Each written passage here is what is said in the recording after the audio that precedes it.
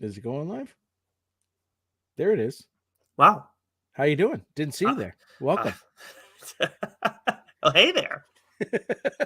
Why, You're doing a hello. nice little painting today. You caught me mending my fences. Someone's feeling better, baby. Ladies and gentlemen, boys and girls, listeners of all ages. You know what? Oh That's the my. first fuck up. That's Oh the first fuck wow. up. Let's try that again. Right? Can Three. you Yeah, 2 1. Ladies and gentlemen, boys and girls, listeners of all ages, the Yorkshire Universe and Geeks Worldwide Radio proudly present to you, and I mean, do we present to you the greatest? Not just sometimes the greatest, Nicholas, but always, week in and week out, we are the greatest podcasting team in the world. I'm the Backcracker, Dr. Joe, your friendly neighborhood Backcracker. Jesus Christ.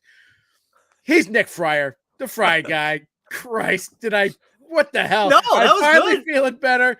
But welcome everyone to our little show. We are very excited this week. How you doing?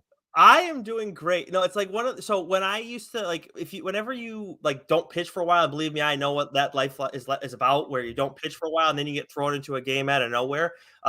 You have a lot of energy. Like you're fine, you're feeling good. You just haven't thrown in a while, so you're throwing harder than normal, or at least it feels like you are. And then you just have no fucking idea where the ball's going that day, even more so than usual. That's what you're dealing with right now because you are back at full strength. But I'll tell you what, the energy is unparalleled still. Wow, that was epic. I don't think I've been that bad since we first started. That was but you know what? Ridiculous. But you know what? I'm finally excited, Nicholas, to not feel like a big bag of shit. And you know, to be able to breathe and to talk and not feel like you know, I've been smoking Marlboro Reds for 80 years. That's good. So yeah, it's still a little cloggy. Still a little cloggy. I might sound a little nasally. For that, I apologize, but the energy's there. I'm feeling good. I think you sound fine. Like I actually noticed it. Like before I thought like, I didn't think you sounded really that sick, but now it's like there's a noticeable difference, especially from a few weeks ago. And good timing too, because of course we do have a Friarside Chat planned for everybody this week. That's why you're seeing this episode labeled as What's New in Comics for this week, which we're only going to be doing because that's what we do with whenever we drop a Friarside Chat. For those new to us, our show, whether you're catching us maybe in audio form, maybe you're catching us over on Twitter or Doc's Twitch feed at Backcracker on Twitch or on the YouTube page. You can find our audio channels on Apple, Stitcher, Spotify, Geeks Worldwide Radio, Amazon. So pretty much every major podcasting platform. And the reason that you want to subscribe there, other than just you're going to enjoy the show because we do a bunch of different stuff on this show. If you're a comics book fan, you're going to enjoy it.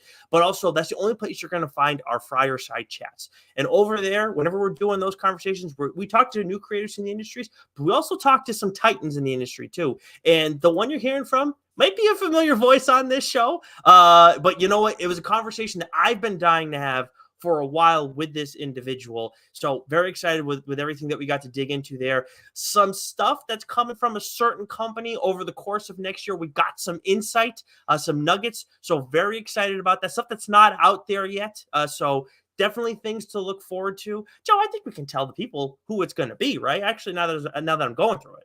Yeah, I mean, it seems like just yesterday we talked with Axel Alonso from AWA Studios, but we've developed a really good relationship with them, and you've been cooking up this idea, and so one of the first people we reached out to was AWA because we want to take a look at the year ahead, right? It's January. It's everything is hope springs eternal. Everything is anew, and we want to not just talk about something that's, you know, out now, or you know, we really wanted to focus on like what the year ahead will look like, not just from a comic books perspective, but also possibly from a TV and movie perspective as well. As we got some really great insight into all things cooking AWA, so very excited about that. Always enjoy our chats with Axel, and it's pretty good. I would say so. And like Joe said, we're trying to work on some more stuff behind the scenes. We have an idea in mind that we're working towards right now, and love kicking it off with Axel, even though we just talked to him recently. Like I said, this is an idea. This specifically talking to him at the start of the year was something that I wanted to do well before we talked to him about the Resistance Collected Edition that came out over the holiday season. Something definitely worth picking up at your local comic shop if you're still new to AWA. But I will say too, you guys got to listen for the full details, but there's a certain comics publisher who wrote a book that Axel edited years and years ago. That's considered one of the greatest comics of all time. Definitely a household comic book writer name among comic book fans that has another thing coming out with AWA. I believe this creator's second book with AWA. I don't think there's been more. But we'll leave it at that. You guys are going to have to listen to the Friarside Chat to figure out to learn about what that is and what the theme is and everything there. Let's get into catching up, Joe. What have you been reading that's not coming out this week since we last convened? So I caught up on Darth Vader. I was a couple issues behind. Not as far behind as I thought I was, so that was good. So issues 27, 28, 29, because 30 dropped this week. Stillwater 17. Thought that was the end. I was pretty sure I read somewhere that was going to be the last issue. It is not. Oh, there's at least one more. So very excited about that because I was holding off reading it because I wasn't ready to give it up. But my Chip, he's giving me more, baby. It still gets me. And then lastly, Shang-Chi, Master of the Ten Rings, issue 1. I thought this was going to be, and the way it was described was the last arc of Jin Luang's I'm butchering everything today, run with Shang-Chi. So I was expecting another 5-6 issue arc. I read this issue, and at the end of it, it says the end. Man, come on, it was really good. And they could have really taken the story, like you could have done a full arc with what we got here. So unless it's an okie doke and it's like this was a one shot and then there'll be, but I don't get that sense because we know that he's going over to DC and doing some stuff. So it was really good, but I was bummed out about that. That's too bad. That's too bad, but I'm glad he ended it. You were left wanting more still in the end. As much as you want more, like that's always, I'd say, always a better thing to feel coming out of most stories. Like, yeah, he was. Yeah, I mean, it was just a surprising run that he had on Shang-Chi. I never would. The only reason why I picked it up was because the movie was coming out, and I wanted to, talk about Shang-Chi on the show as the movie was coming out because maybe we could have gotten some insight from that. And I not only when I first read it said, "Oh, this is good enough to talk on the show," but I really started to enjoy it over the past couple of years. So it's a bummer. Yeah, that's too bad. And it says a lot too when I know you had to catch up this week, but by and large, you did a pretty good job of staying on top of Shang-Chi. And as much as like Joe and I try to stay on top of everything, it's difficult because, there's so many books, we have access to so much, and we have certain titles that we like more than others. I mean, it's just the way it is. So for it to be one that was at the top of your priority list every single week, if you're ever trying to read between the lines, but that is a good way to kind of see where things are at. If there's a series that we're talking about every month that this book is coming out, usually we feel pretty strongly about that. As for me, there is a title that I had to catch up on that I do feel pretty strongly about. I'll get to that in a second. But a little surprise that I found when I was going to my now local comic shop, Merrimack Comics and Games in New Hampshire. I found this comic called Darkland. That the writer on this is Nicholas Black. The artist is Serge Acuna. And I believe Serge Acuna is someone that I've seen previously more so on Instagram than anywhere else. I'm not sure if I've seen Serge's work elsewhere, but I was interested when I looked at the cover. And it was a solid first issue. I'm interested. I want to give this more a look. It's a Scout book, which we've read some Scout stuff. I don't know if we've done mainline Scout stuff though. I don't think so. Yeah. So there have been some Scout titles that I've been interested in, and then just, sometimes if you don't add it to your pull list, right, it's harder to come by, So anyways, I'm going to be giving Darkland a look with the second issue, but I was interested in that one.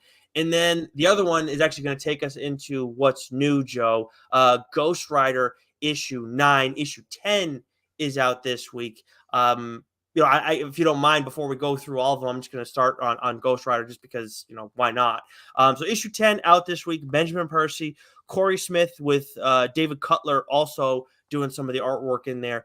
between these last 2 issues, man, like in general, the artwork on this series has been awesome. It's immensely metal. It's very horror. And I mean, you marry those 2 things together, they're like, I mean, they're like sisters, really. And it works out perfectly. And I've really enjoyed this. And there's some of the imagery in this too. Even when you're getting, I love a good silent panel, but in general, when I think of an impactful silent panel, I don't always think about the action necessarily. I think more like it's like something was said, and then people in the room just like they don't say anything, and then you have to read their body language. I always find that very interesting. But with Ghost Rider, we've had there were some action moments in issue 9, and then there's some in issue 10 where maybe there's like like a sound effect in there, but there's not a whole lot of there's not narration or dialogue, which can happen a lot in comics, but just in the course of action sequence, someone's going through their monologue or making witty jokes, whatever, and you're not getting that here. I love those moments. I think Benjamin Percy and Corey Smith do a great job with those.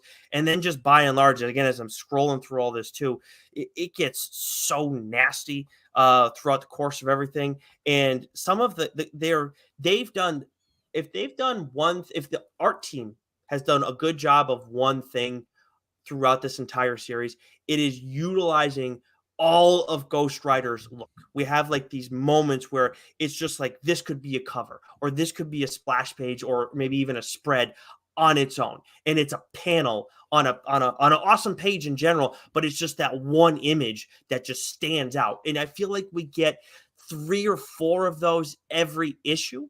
And I'm not saying that, other, whether it's, big 2 or indies, that we don't get panels that we love. You and I definitely have that happen all the time. But I feel like with Ghost Rider here, where it's a series that when we had Benjamin Percy on, he'd said how Ghost Rider doesn't usually get that much leeway. Like it's 1-2 arcs and then that's kind of it. I feel like he and his artists that he's worked with, has not just been Corey Smith, have made the most of this opportunity and have really, again, you get a good story throughout all of it, but you are always left with certain images that really stick with you and are just like, wow, this kicked ass. Well, the thing that sticks out with me, I believe it was issue 9, which you just read, was the alley scene, where he's full Ghost Rider, and then he's coming back from that. Like that really stuck out to me. I haven't read issue 10 yet, but issue 9 was fucking, and it just keeps getting, better and better. It just keeps getting ramped up. And we talk about like writers having great commands of characters. We already know that Percy has a great command of Wolverine, partly because I think he is Wolverine, right? But we talk about it with Tom Taylor and Nightwing. We talk about it with Chip Zdarsky and Daredevil.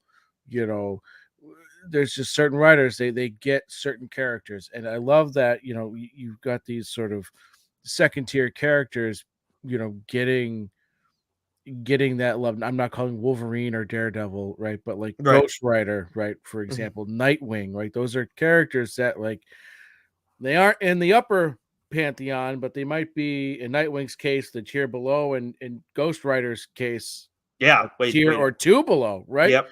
And so for them to be elevated like that, it's excellent. And personally, like I said, I've said this many times when talking about this series. I've never read Ghost Rider a day in my life. He scared the piss out of me when I was a kid and freaked me out. And so it was never something I gravitated towards. And now, like, I didn't read today, I'll read it tomorrow. Like, I will make sure like Ghost Rider will, be on a catching up. So 100% a TLDR worthy book. Obviously, everybody knows the rules by now if you're new to the show. Joe and I are both reading this, so we won't talk about it at length on the mainline episode. But if one of us was, I guarantee we would devote a full episode to this. And also, you brought up like the alley and everything. Just looking at some of the action stuff again from issue 9. Issue 10 was great, and that's the one that came out this week. But looking at issue 9 too, there's one moment again, like you have Ghost Rider going across a couple panels, but in the panel that he's mainly in, no words, no sound effects, nothing, and you just got him by the chain, and he's hooked on to the subway, and it's just like this is perfect. Like this could totally be a cover. This could be a spread splash. It's just like they did a great job. They've done a great job,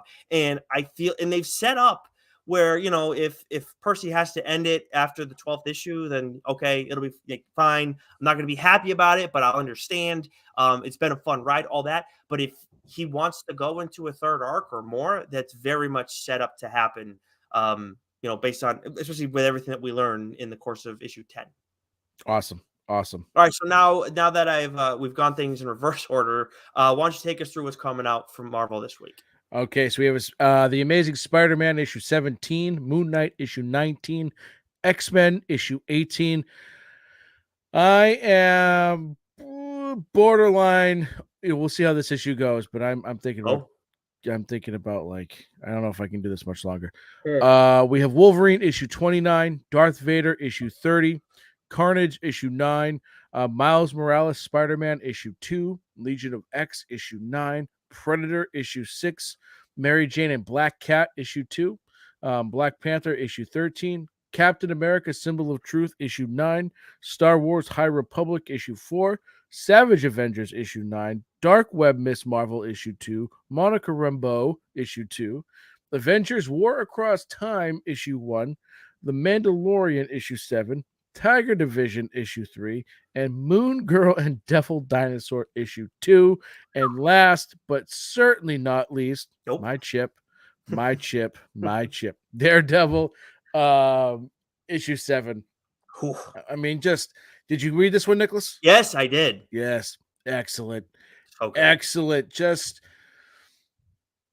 everything that that has built up to this point, the war that's coming, what this second run has been building towards, and what Zdarsky has been doing with it is he's trying, to really have Matt Murdock and Daredevil make an impact more than just as a crime fighter, more than just a lawyer, right? Like, they have this war that he's got to prepare for, and he's coming at it from a different angle, Mhm. and he's recruited. We broke all these characters out of prison. He's trying to reform them, and to do so in a way that's not like patronizing or I don't know what the word is I'm looking for, but he's just trying to, get them back on the right path. And we've seen this one character that he's sort of, that sort of taken the spotlight there a bit. And then what happens with him at the end of this issue? Mm, And then the way it's yeah. just so good. It's just everything about it. What the action, the writing, the art, like everything about Daredevil over the past 3+ years has just been excellent, and it hasn't Mhm. slowed down. And I just this issue, like what it's building, tremendous. Yeah. So the one of the things that really jumped out to me as reading this out, I mean, it's the first page.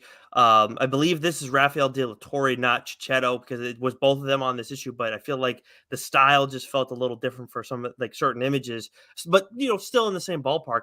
But the image on the first page, we have Punisher in his old logo in his old shirt. Then we get the High Priestess, and then Punisher in his new logo, and obviously the swords and everything like that. Punisher looks great. Like, definitely, like I would love to see, if I'm again assuming this is De La Torre.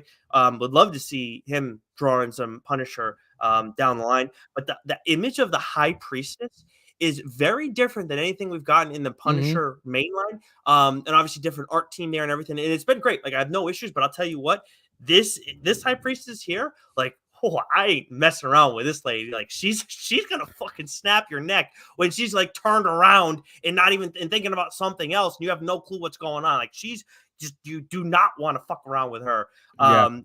So I love that image. It was a great tone setter for me through this. But yeah, I again, like, when we had Chip on last, like he said, like, this Daredevil run is not going to go as long as his previous one did. Understandable. He's got Batman now. He's got other stuff and whatnot. But like, he's set up for he could it's do it's culmi- it's culminating with this war. Like, yeah, but he this could do war, so much more too if he wants to. Like, again, whoever takes over is going to be in a very interesting spot with the character.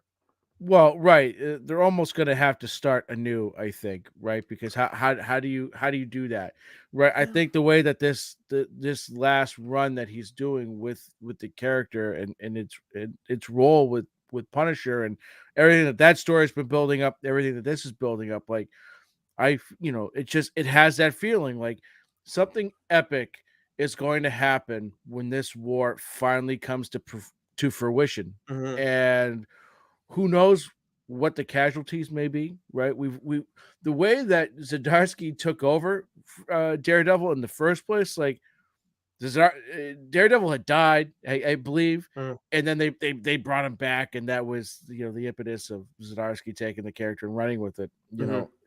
Yeah, they Something is going to change here, and Mhm. it won't be the same Daredevil when this is done and Chip's not doing it. It's No, just absolutely plain and not. simple. I couldn't agree with you more. It's going to be a very interesting opportunity. Like it's going to be a challenging opportunity for whoever writes the character next, but I think it could be very interesting and something that we're both going to be given a shot. I would assume you're going to want to give a shot. Oh, As of much course, as it's going to hurt, that's going to be your chip, my you know. chip, my chip. But let's move over to DC. So we got the Flash 790 out this week, along with Wonder Woman 795, Human Target issue 10. Which, by the way, a friend of the show, Rich Keefe, I think is a become a Human Target fan, or something to that degree, right? Big fan, yeah, big Yeah. fan, yep. You can of course hashtag dork for those unfamiliar for Keefe and Davey. Batman Urban Legends issue 23, Batman and the Joker Deadly Duo issue 3. That is the Mark Silvestri series. Lazarus Planet Alpha issue 1. I am Batman 17. You are Batman 17. They We are Batman 7. I Oh. gotcha. I gotcha. They are Batman 17. We are Batman 17. I'm not sorry, even a little sorry about that. Danger Street issue 2, Batman Inc. issue 4, Batman the Animated Series season 3 issue 1, Batman Scooby Doo Mysteries issue 4, and then Wildcats issue 3. And I know coming out of the first issue of that, I was like, yeah, it's okay. Like I need to see more. I feel good about the series through the first 3 issues. I feel like they've gone in a good direction. And Matt Rosenberg knows how to write Grifter, so you have that. I feel comfortable powering through a little bit of stuff, and obviously Segovia is a good artist and everything. So just wasn't sure coming out for the first issue how it was going to go. Second was good. Third was also good. For those wondering, because I know I talked about that a while back. What about Image? I know we got a couple books we want to break down. Yeah, just a touch, just a smidge, just a Mm, couple books this week. I mean, Christ, Marvel put out like 50 books this week. But anyways, mm. Image, we have Gunslinger Spawn issue 16. Lemire had himself a week this week with Little Monsters number 9 and 10,000 Black Feathers issue 5. That concluded. Wow, that Mm. was good. I Oh, wasn't expecting that to be done. But the wonderful thing is that his Bone Orchard mythos it's all a shared universe. nice. So I gotta catch up on some of the other titles and see Mhm, how these will all connect at some point. Bloodstained Teeth issue 8, Time Before Time, which I talked about on the show not too long ago. Issue 19 is out this week. Black Cloak issue 1, that is written by Kelly Thompson, I believe. mhm. Spawn Unwanted Violence, issue 1, written by Todd McFarlane. We have Two Graves, issue 3, The Least We Can Do, issue 5, Gospel, issue 3, and then we've got 2 books we want to discuss, Nicholas. You choose. Um, hmm. I want to start. I'm going to start with the Dead Lucky. This is the one that I had wanted to break down a little bit. The one of the big things for me in this is, well, I guess there's two. One, there's a character. Again, we know this is all part of the Massiverse, shared universe.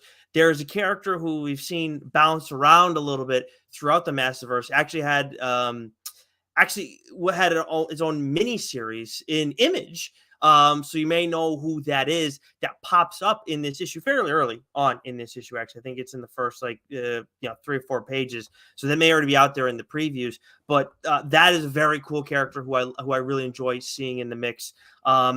And we've had this whole thing's been building up to this, a big fight and everything like that, and then waiting for that and excited for that, and then things just things happen. We'll Yeah. leave it at that. You guys obviously want to go read it. You don't want to have things spoiled, but things happen.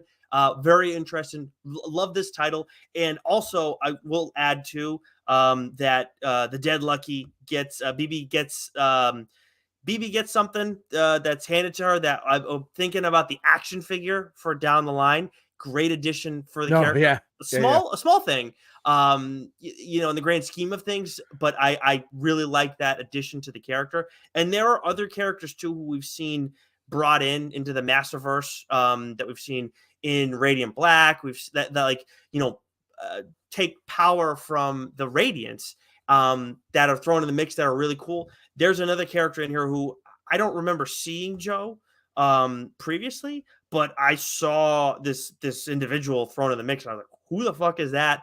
I need to see more of that character. The one with the orange in the character's look. If Yeah, you know what I'm talking about. because I don't recall that character being in Supermassive last year, so I wonder if we'll see that when the new Supermassive comes out shortly. Yeah, and I thought Uh, maybe that character was in Radiant Black yeah, at some point, I don't but think so. I don't know. I Yeah, don't but think so. it's But it still was really cool look. You guys will know when you see the character.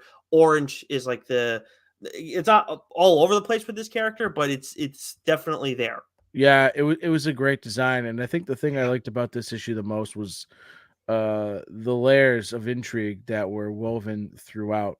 Mm, You know, start, middle, and end. Right, we get some great little wrinkles in there and some great storytelling. Not that there hasn't been great storytelling in this series from the get go, but I feel like this issue in particular, uh, there was just the intrigue level was like ratcheted up, a mm. notch where I'm trying. You're putting the pieces together. You're figuring things out as sort of the characters are figuring things out, and then you're dying to flip the next page to see what's going to happen and all that. So this was an excellent issue. Again, just Yeah. kind of keeps getting better, which is tremendous. Yeah, and I think this for me too. I think this was I've enjoyed all the issues of the Dead Lucky, but to me, I think this was like the biggest step for the story in general, probably since the second issue. Yeah, probably since the second issue. Like it was like the turns and then the additions to the story and everything like that. So this was one of my favorite issues. Obviously early on for this title, but I really liked what happened here, and of course from Melissa Flores, friend of the show. Yeah, it's the best one by far, and I can't wait for the next issue because that one should be figurative and literally explosive. Yes, I agree. There's another friend of the show whose title that you want to talk about too, Joe. That had a book come up from it this week. All against all. I've been dying. This is Alex Pactadel, who we had on the show, early in the fall. And so I've been dying to read this issue because we got the advanced copy for this way back when, Mm. and so like I love that first issue so much, and I couldn't wait for the second one. So All Against All issue 2, written by Alex Pacquiao with art by Casper Wingard. Man, this guy is fucking bananas. I love his style and his coloring so much because it is such a contrast to everything else that we're sort of used to in comics, and it's so bright and it's so vibrant, yet it's a very dark story. And we both loved the first issue, and we talked to Alex about it. We gushed about it, but this issue really, it got a little bit more in depth. We started to learn a little bit more about the characters, sort of their culture. But there were some scenes of violence with the human character Helpless that we got in this issue. Did you have a Yes. chance to Oh look yeah. at it Yeah. yet? Oh yeah. Oh, Yep.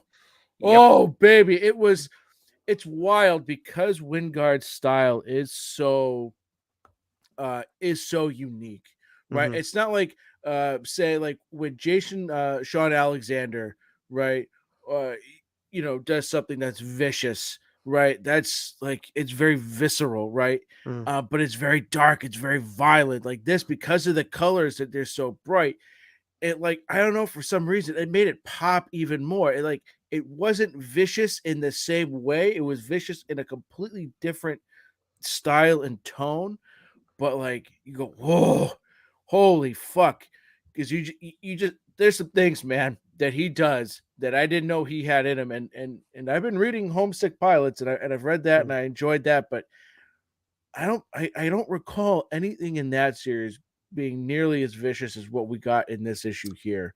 Oh, this is And nuts. it was like, again, you talk about like wanting to turn that page, wanting to see what's coming next, wanting that next issue now, that propulsion. Like I need it. I need issue 3 now. I don't want to Yeah. keep waiting a month, right? Like put it all together for me, Alex. Just keep sending me those edits as you're doing them, right? Just Yeah, because Joe could be your I editor. I can't get enough. So does Casper Wingard do his own colors in Homesick Pilots too? Yes.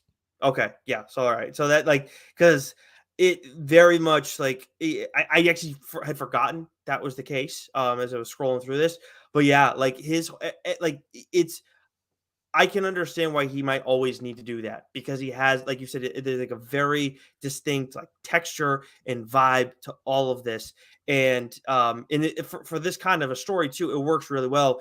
You highlighted a lot of things, and I don't really think there's much more I need to add other than the second to last page is well, let's just say that's the money shot. Oh, wow. So, very excited for issue 3, like you, Joe. So let's move into. We got nothing from AWA this week, but from Boom, we got a couple books that are on your pull list. There's Know Your Station issue 2, which I don't believe is on your pull list, but then Specs issue 3, Grimm issue 7, which we keep saying this. We're gonna do a Grimm and Alice Ever After like show together at some point down the line, whatever our next mainline episode is in 2027. But then there's one more book that you have talked about mainline, one of your first 10 books, I think, on this show. Yeah. That we got the 28th issue of this week. Yeah, Something is Killing the Children 28. But before I get to that, real quick, like Specs issue 3, like phenomenal, absolutely phenomenal. I mean, that's a TLDR worthy book. I can't wait to discuss that one. So far, it's been excellent. But the book I want to discuss this week because it's my. I mean, I read a lot of great books this week. Right, there isn't a ton volume wise from everyone. But Something is Killing the Children issue 28. I mean, this is by far, this is a top 3 book for me. I can't ever, say that enough. But Mhm. this arc in particular, like the first arc was great because it was something new, it was something different. It was wild.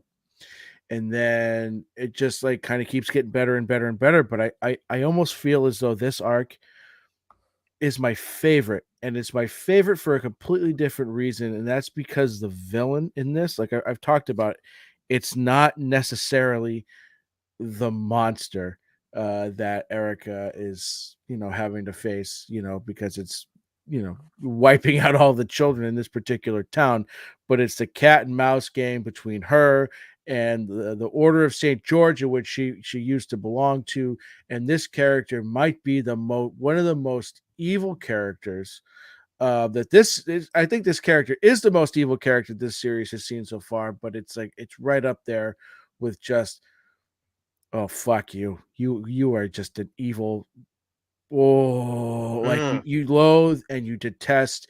And it's the first time really that Erica Slaughter has sort of been on her heels, where she's actually been a little terrified, not of the monsters, right, but of this particular character. So it's just been, the Werther Deladera's art continues just to be brilliant, and the story Tynan's storytelling continues to be absolutely excellent. I mean, 28 issues in, and it's as good as it has been, if not better. So I think that's been the story of the week.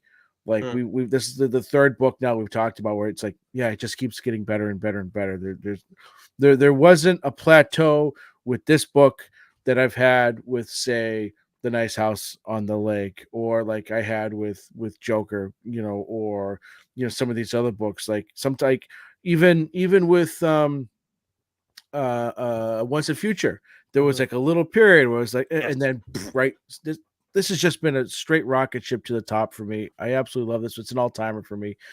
But this issue in particular was like, there's a section of this book where, the characters, the main antagonist has done something fucked up, but you don't know what it is yet. And then when she sort of reveals her chess moves, and you go, oh fuck, holy shit. Oh, and Erica just goes, okay, I'll figure this out, and that's sort of how the issue ends. So Nice. excellent, excellent, That excellent. that I, that bit right there is probably the best selling point that you brought up in all this. But you know, as you're going through everything, Joe, I know how much you love this book. And I'm thinking about, like, you know, from a show standpoint, if there's a way where we could do something with, like, you know, comics on a budget, like, because we are very fortunate to be able to read all the comics that we read because we get a lot of stuff as review copies.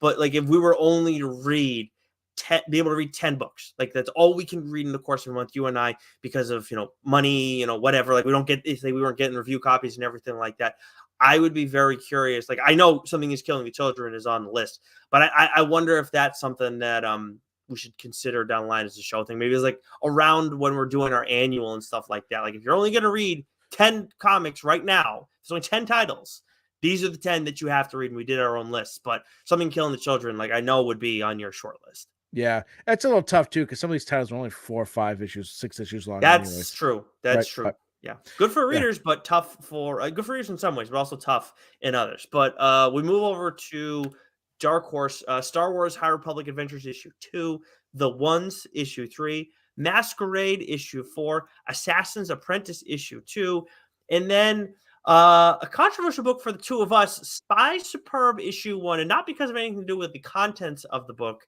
I am excited about that, and I will be talking about that in a second, but because I have called dibs on this book.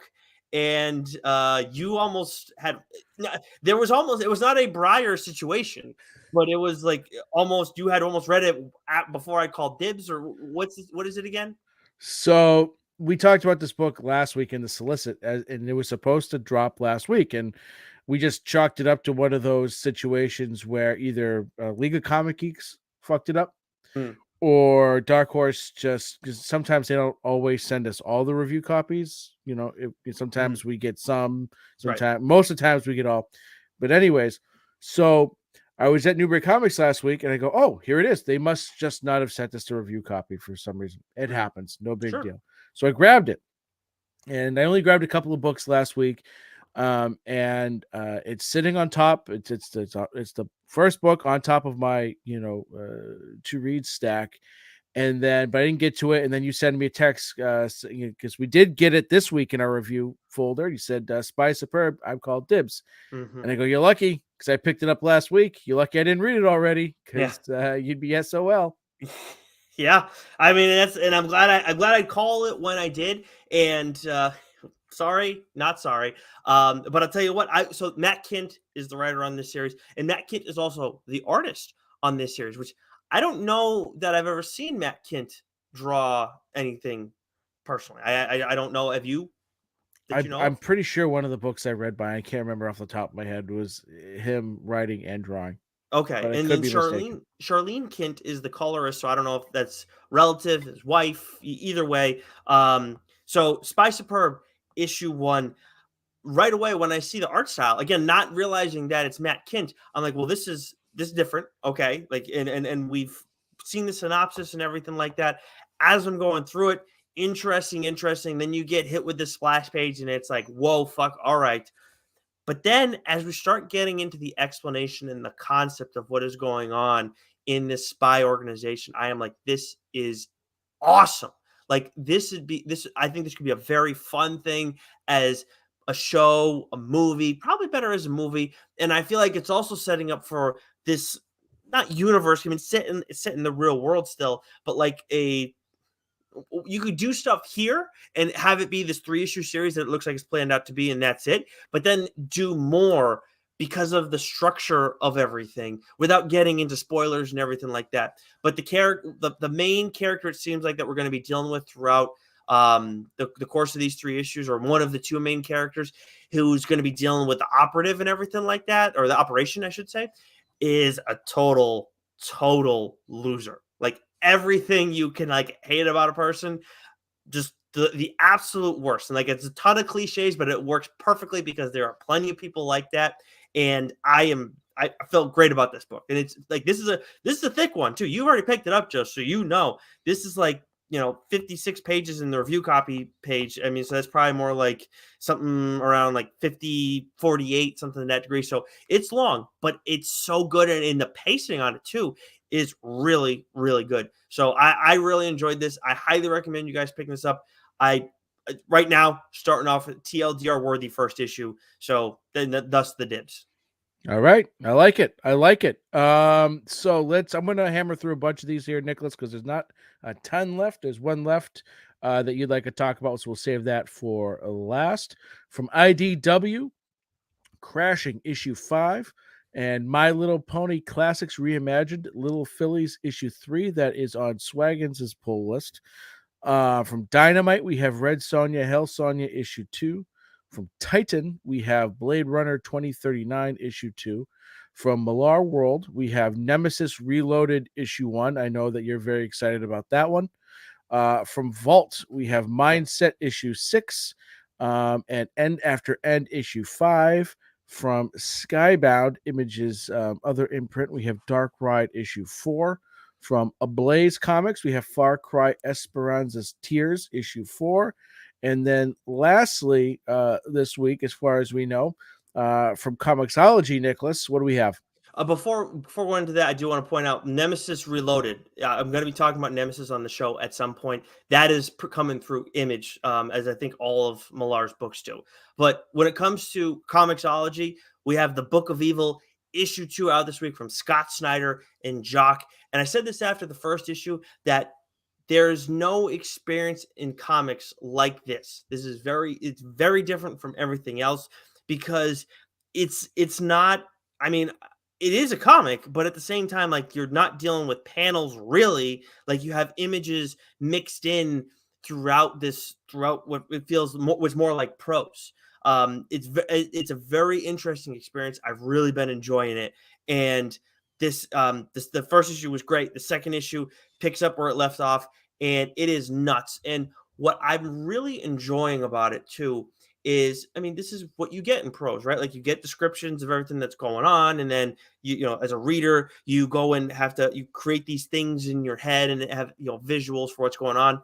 But for this, it's almost like a hack in a way by Snyder and Jock, where Jock may introduce like the look of a character.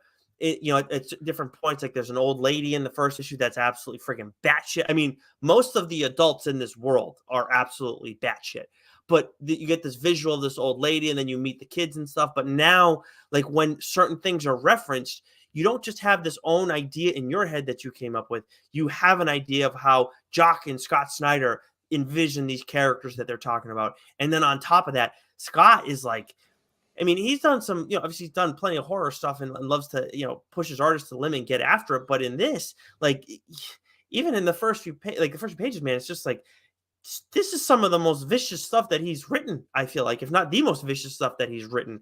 So I've really enjoyed it. Again, TLDR worthy book. Very glad I called dibs on this. It was a no-brainer one for me back when we did our draft. I think this was my second overall pick.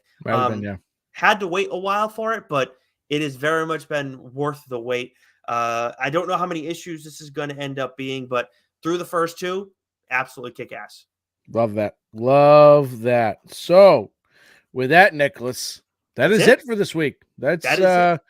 We, a lot of books from the big three, and then, boom, like didn't put out a ton, but at least 3 of them that I know of were absolute fucking bangers. And no shortage of quality. No. Were you gonna go start pining about your chip again?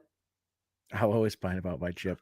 But yes, so again, if you're listening to this and you haven't listened to our latest conversation with Axel Alonso, make sure you go check that out. Very different from the Resistance Universe conversation that we had with him, talking about all the books that came out in 2022 that we had been itching to talk with him about, whether it's Hit Me, Devil's Highway, Sacrament, a whole bunch of different stuff.